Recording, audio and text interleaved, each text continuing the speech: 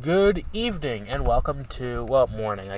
I record these at night usually, so that's what that is. But good morning and welcome to the Backlog Files. I am Adam. Now, we're coursing on through. We're just chugging on through the Pokemon First Generation. We've done Pokemon Snap last week. We did the week before that Pokemon Yellow. Then the week before that we did Yellow and Blue.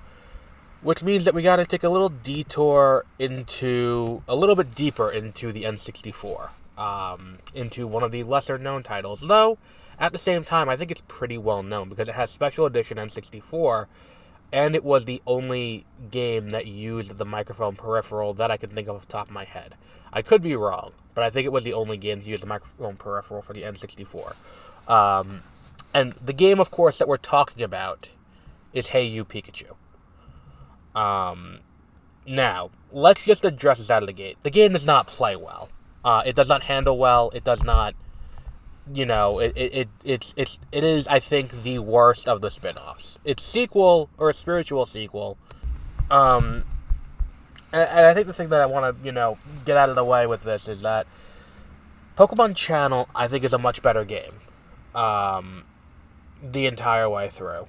I think that it is kind of the same concept, and it does work a little bit better there.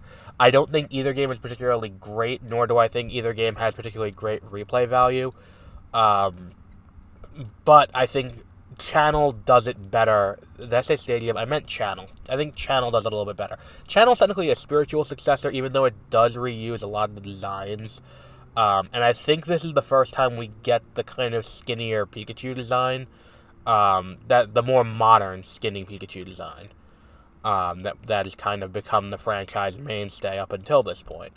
And to that end, that's probably the biggest impact of this. It's kind of a collection of sound-based minigames, as you befriend this Pikachu,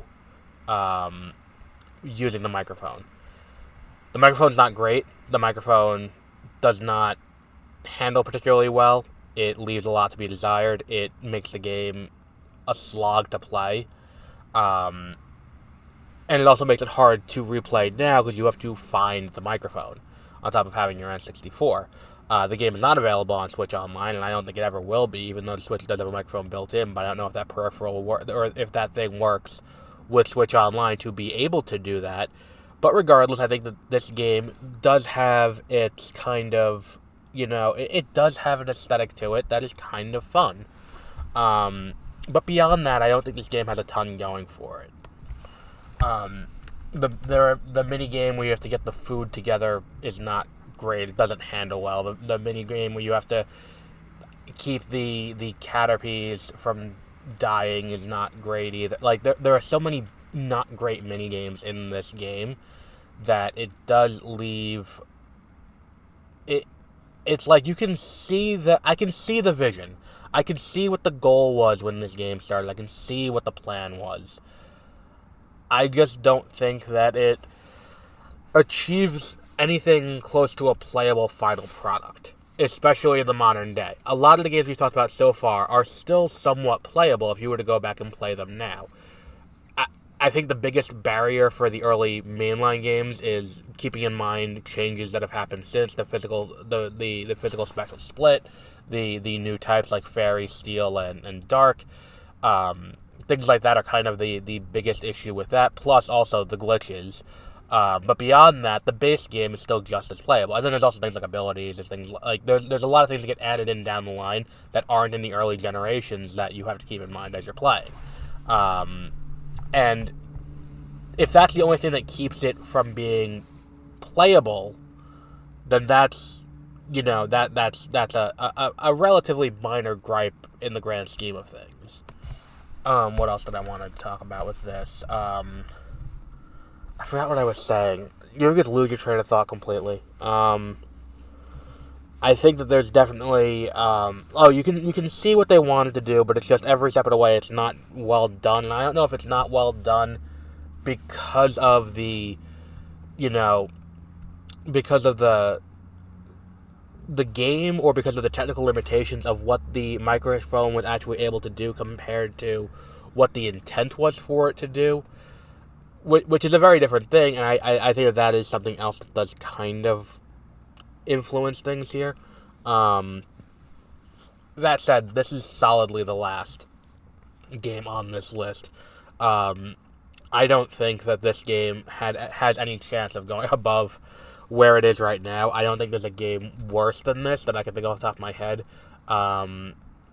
Especially considering we're going to be omitting, like, one of the things that I made the decision to do when we were going through this is I'm going to omit the live service games, only the games that are full retail. So, like, we're going to skip Go because Go has had varying iterations. You can't really rate Go based on that because it's like there was Go in 2016, Go in 2018, Go in 2020, Go in the present.